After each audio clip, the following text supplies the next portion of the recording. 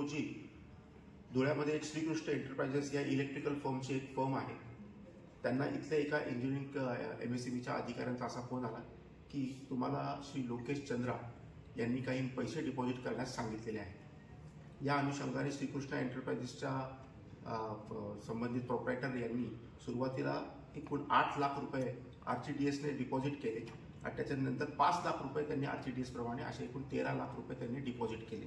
त्यांना असं वाटलं की MSEBचे MD श्री लोकेश चंद्रा सर यांनी ते पैसे काही कामानिमित्त मागितलेले आहेत, परंतु त्याच्यानंतर त्यांना असं लक्षात आलं की हा एक सायबर फ्रॉड आहे।